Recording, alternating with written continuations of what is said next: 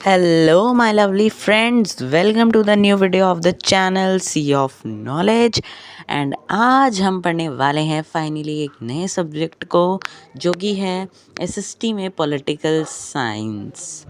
तो आज हम चैप्टर 1 से शुरुआत करें जिसका नाम है पावर शेयरिंग। ऑल्सो आप अपनी बुक अपने सामने खोल कर बैठो ताकि अब ये आपको समझ आ जाए। एंड पॉलिटिकल साइंस जो है उसमें सारे साल दिक्कत रहती है, लेकिन हम इंटरेस्टिंग वे में चैप्टर को पढ़ने की कोशिश करेंगे एंड ऐसे पढ़ेंगे ताकि आपको समझ आ जाए। ये एक्सप्लेनेशन वीडियो है, इसमें हम क्या करने वाले हैं, इसमें हम पढ़ने वाले हैं कि पावर शेयरिंग क्या है, पावर शेयरिंग के क्या एडवांटेजेस हैं, उसके क्या डिसएडवांटेजेस हैं। देन हम जो है एग्ज़ाम्पल लेने वाले हैं बेल्जियम और श्रीलंका का, जो कि आपकी बुक में मेंशन मिल जाएगा आपको इजीली। और साथ ही साथ हम आगे पढ़ेंगे कि कैसे श्रीलंका में क्या हुआ, पावर शेयर हुई कि नहीं हुई, ये सब पढ़ेंगे। साथ ही साथ हम आगे इनको कंपेयर करेंगे। देन हम इसकी पावर शेयरिंग की फॉर्म्स भी पढ़ेंगे। एंड मैंने शॉर्ट नोट्स बनाए हैं जिससे आपको आसानी से ये समझ आ जाए। चैप्टर पूरा पढ़ने से बेटर रिवीजन के लिए बेस्ट है ये। तो आप अपना चैप्टर जो है बुक में से भी एक बार रीड कर लेना। सो अभी शुरू करते हैं। तो होप सो आपको विजिबल होगा, लेकिन अगर आपको जूम इन करना है तो आप कर सकते हैं। So what is power sharing. हमारा पहला टॉपिक शुरू होता है पावर शेयरिंग की डेफिनेशन से, क्योंकि हम चैप्टर के बारे में अगर पढ़ रहे हैं तो उसके नाम का मतलब क्या है, उसका नाम किस बेसिस पर रखा गया वो पढ़ना ज़रूरी है। तो मतलब हम इसमें पूरा पावर शेयरिंग के बारे में पढ़ेंगे। Power sharing means to divide the power of a country among different groups of society. अब यहाँ हम पावर शेयरिंग की बात कहाँ कर रहे हैं, पावर शेयरिंग हम जो है पॉलिटिकल मामले में, पॉलिटिक्स के मामले में बात करते हैं कि पावर शेयरिंग का मतलब क्या है। तो देखो, पॉलिटिक्स कहता है कि पावर शेयरिंग वो चीज़ है कि हमारे पास एक कंट्री है, उसके अंदर जो पावर्स हैं, जैसे कि उसके लॉज बनाने की पावर, एक जगह को संभालने की पावर, फैसिलिटीज़ की पावर, ये हम अलग अलग लोगों में, अलग अलग ग्रुप्स में बांटें, उसे हम पावर शेयरिंग कहते हैं पॉलिटिक्स की भाषा में। नेक्स्ट टॉपिक पर चलते हैं, एडवांटेजेस ऑफ पावर शेयरिंग। अब पावर शेयरिंग तो पढ़ लिया, इसके एडवांटेजेस भी पढ़ लेते हैं। अब पावर शेयरिंग है क्या ये तो पढ़ लिया, अब इसके एडवांटेजेस भी पढ़ लेते हैं, यानी कि इसके फ़ायदे क्या हैं। Division of power balances the functioning of a country. अब जैसे जैसे पावर को हम डिवाइड करेंगे उससे कंट्री की फंक्शनिंग जो है, यानी कंट्री जो फंक्शन काम कर रही है उसमें एक बैलेंस बना रहेगा। ठीक है, मतलब कि एक चीज़ का बर्डन एक ही बंदे पे नहीं आता। ठीक है, आगे है it promotes peace and stability. अब क्या होगा कि शांति मेंटेन रहेगी, कि ये नहीं होगा कि लोग लड़ रहे हैं, भिड़ रहे हैं, शांति रहेगी। एंड स्टेबिलिटी यानी कि एक जो है मतलब एक मेंटेनेंस बनी रहेगी। ठीक है, आगे ये कहता है it encourage broader participation in the political process. अब जो है इससे क्या होगा, इससे एंकरेजमेंट बनेगी लोगों को कि वो पॉलिटिकल पार्टीज़ या फिर कह लो पॉलिटिकल चीज़ों में पार्टिसिपेट ज़्यादा से ज़्यादा करें। It prevents conflict between different groups of society. क्या होगा कि जो कन्फ्लिक्ट यानी कि फालतू बहस और वाद विवाद छिड़ते हैं, उनकी ग्रुप्स ऑफ सोसाइटी यानी कि सोसाइटी के अलग अलग ग्रुप्स में जो कॉन्फ्लिक्ट होते हैं उनको कम करता है। अब आते हैं डिसएडवांटेजेस पर। अब एडवांटेजेस पढ़ेंगे तो डिसएडवांटेजेस भी कोई ना कोई तो होंगी। It leads to higher rate of corruption. अब ये तो बात है ही, इंडिया में हम देख रहे हैं हायर रेट ऑफ करप्शन है, तो करप्शन जो है वो बढ़ेगा ही बढ़ेगा। इसकी डिसएडवांटेजेस यही होती हैं कि लोग जो हैं काम करने के लिए ये कहेंगे कि अगर काम कराना है तो पैसे लेंगे तभी आगे का बिल पास करवाएंगे। It leads to administrative delays.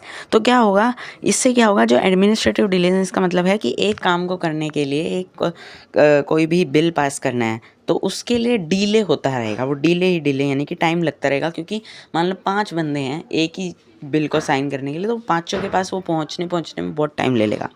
अगला है societies decision making become slow.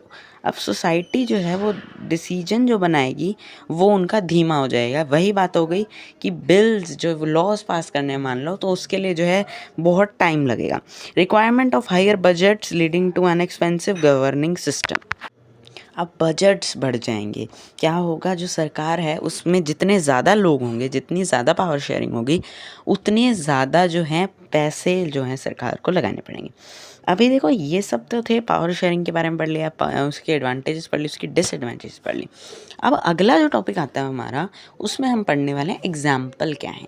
दो एग्जाम्पल लेने वाले हैं हम। हाँ, तो दो एग्जाम्पल लेते हैं हम, बेल्जियम और श्रीलंका का। आपकी बुक में आपको मिल जाएगा। मैं आपको फिर से कहता हूँ, बुक खोलकर बैठ जाओ।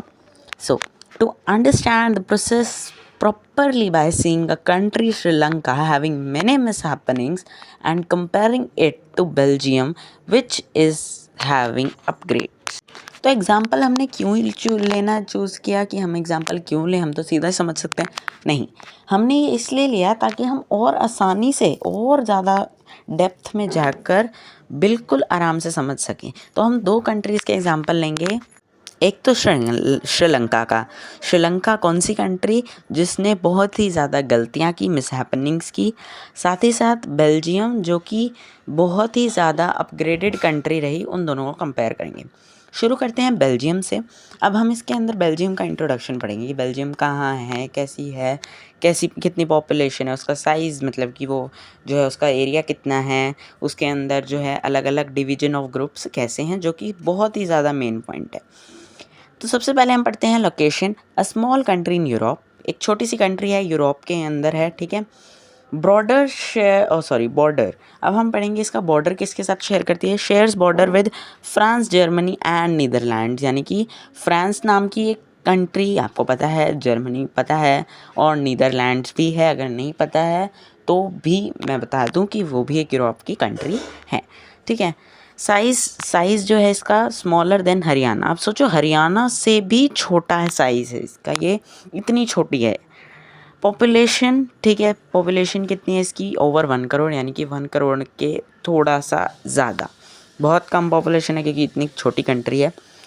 Division of groups on the basis of languages. अब यहाँ डिवीजन ऑफ ग्रुप्स किसके बेसिस पे हुई है, लैंग्वेजेस के बेसिस पे, यानी कि लैंग्वेज जो है वो अलग अलग हैं। डच स्पीकर्स, पहला है डच स्पीकर्स, वो लोग जो डच लैंग्वेज बोलते हैं। दूसरे हैं फ्रेंच स्पीकर्स, वो लोग जो फ्रेंच लैंग्वेज बोलते हैं। और तीसरे हैं जर्मन स्पीकर्स, जर्मन लैंग्वेज बोलने वाले। तो जो डच स्पीकर्स हैं वो 59% है। टोटल पॉपुलेशन है 1 करोड़, उसमें से 59% लोग जो हैं वो डच बोलते हैं, जो कि फ्लेमिश रीजन में रहते हैं। यहाँ पे अलग अलग रीजन्स हैं, जिनमें से एक फ्लेमिश रीजन है, वेलोनिया रीजन है, बेल्जियन रीजन है और ब्रुसेल्स है, ठीक है। ब्रुसेल्स जो है वहाँ की कैपिटल सिटी है। तो फ्रेंच स्पीकर्स के बारे में पढ़ते हैं। वो 40% है सारी पॉपुलेशन में से, और जो 40% ये लोग हैं ये वलोनिया रीजन में रहते हैं। स्पेलिंग्स याद कर लेना इनकी। देन है जर्मन स्पीकर्स, जो कि रिमेनिंग 1% है। जितने भी 1% बच गए वो सारे जर्मन स्पीकिंग पीपल हैं, और ये जो हैं ये बेल्जियंस हैं, यानी बेल्जियन एरियाज़ में रहते हैं। देन आगे हम करते हैं division of people in Brussels. अब ब्रुसेल्स क्या है, यहाँ की कैपिटल सिटी है। ब्रुसेल्स जो है हमारे बेल्जियम की कैपिटल सिटी है। याद रख लेना कि बेल्जियम की कैपिटल सिटी क्या है, ब्रुसेल्स। तो जो ब्रुसेल्स हैं वहाँ पे अलग तरीके से डिवीजन किया है, मतलब जैसे यहाँ पे डिवीजन थी लैंग्वेजेस के बेसिस पे, यहाँ पे भी है, लेकिन वो एक अलग सेपरेट डिवीजन की है। क्योंकि यहाँ क्या है, यहाँ फ्रेंच स्पीकर्स जो हैं वो 80% है और जो डच स्पीकर्स हैं 20% है। अब इतनी इन्फॉर्मेशन लेने के बाद हमें क्या पता लगा कि यहाँ पे माइनॉरिटी में ये एक इम्पॉर्टेंट चीज़ आ जाती है कि यहाँ माइनॉरिटी किसके हैं, यानी कि कम लोग कौन से हैं, फ्रेंच स्पीकर्स जो फ्रेंच बोलते हैं, और ज़्यादा लोग कैसे हैं जो कि डच बोलते हैं। लेकिन अगर हम बात करें ब्रुसेल्स की तो वहाँ पे फ्रेंच लोग ज़्यादा हैं और डच लोग कम हैं। तो इसका इतना ही था। अभी हम श्रीलंका के बारे में पढ़ते हैं, ठीक है। अब सेम चीज़ें हम श्रीलंका के बारे में पढ़ने वाले हैं।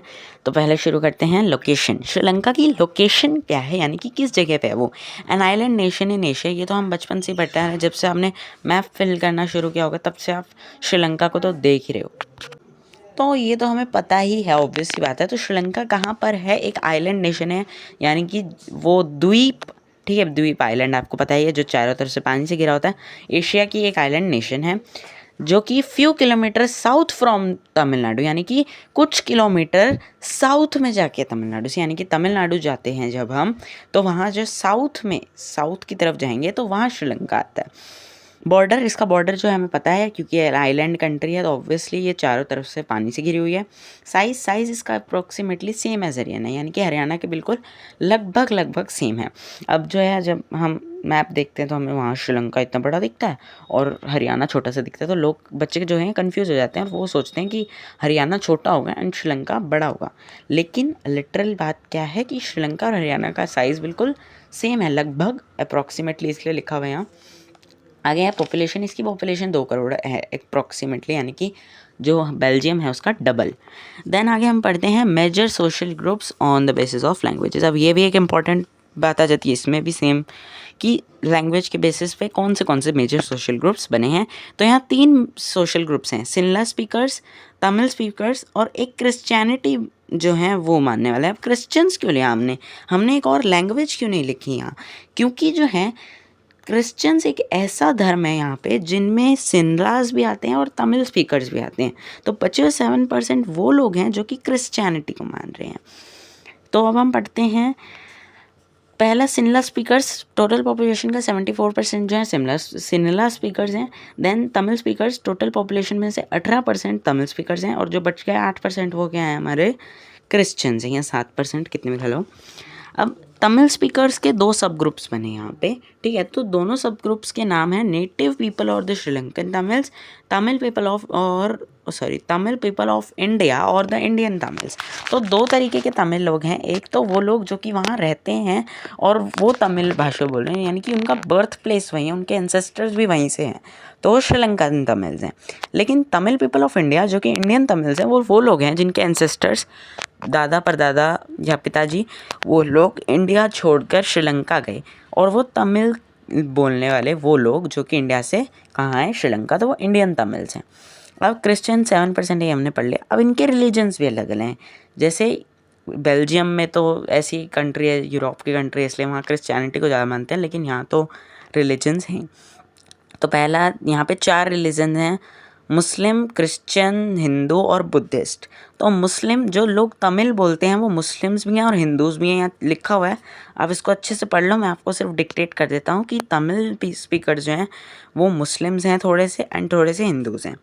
देन बुद्धिस्ट जो हैं वो सिनला स्पीकर्स हैं, यानी कि सिनला स्पीकर्स लोग बुद्धिज़्म को मानते हैं। एंड आखिरी में क्रिश्चियंस जो हैं वो सिनला स्पीकर्स भी हैं और तमिल स्पीकर्स भी हैं, यानी कि तमिल और सिनला में से कुछ एक लोग जो हैं वो क्रिश्चियनिटी को मानते हैं। तो कुल मिला के बेल्जियम और श्रीलंका का यही टॉपिक ख़त्म होता है। हमने इनके बारे में अच्छे से पढ़ा कि बेल्जियम क्या है, श्रीलंका क्या है। तो अगर मैं बात करूं कि अपना पहला जो पेज है चैप्टर का ओवरव्यू के, अगला पेज जो है पेज नंबर 2 चैप्टर का जो होगा वो यही इसी में ख़त्म होता है। इतना ही था उसमें टॉपिक, ठीक है। तो जो ये सब था, इसके बाद हम, ये तो पार्ट 1 था, इसमें तो हमने सिर्फ इतना क्या पढ़ा कि श्रीलंका कहाँ है, कैसे है, श्रीलंका के बारे में पढ़ा, बेल्जियम कहाँ है, कैसे है, वही बेल्जियम के बारे में पढ़ा। देन पावर शेयरिंग की डेफिनेशन पढ़ी, उसके जो है हमने ये पढ़ा कि उसकी एडवांटेजेस और डिसएडवांटेजेस क्या हैं। लेकिन आने वाले वीडियोस में हम जो बेल्जियम और श्रीलंका है उसमें ये देखेंगे कि कौन सी कंट्री ने क्या किया, यानी कि उसके अंदर जो मेजॉरिटी थी, यानी कि जो ज़्यादा मेजर लोग थे उन्होंने क्या किया, यानी डच स्पीकर्स ने क्या किया और सिनला स्पीकर्स ने क्या किया अपनी कंट्री में। और साथ ही साथ हम ये पढ़ेंगे जो है श्रीलंका में जो है मेजॉरिटेरियनिज्म और एकोमोडेशन पढ़ेंगे बेल्जियम में। इनका जो मीनिंग है इनके बारे में अच्छे से पढ़ने के लिए आपको नेक्स्ट वीडियो ज़रूर देखना है, जो कि बहुत इंपॉर्टेंट वीडियो है। उसके लास्ट में हम कंपेयर भी करेंगे दोनों कंट्रीज़ को, एंड देन हम पढ़ेंगे आखिरी में फॉर्म्स ऑफ पावर शेयरिंग, जो कि एक इम्पॉर्टेंट टॉपिक है। एंड वीडियो बहुत ईजी होगा, होप सो आपके लिए बहुत ज़्यादा काम आया होगा आपके। तो वीडियो को लाइक ज़रूर कर देना। Thank you and have a nice day.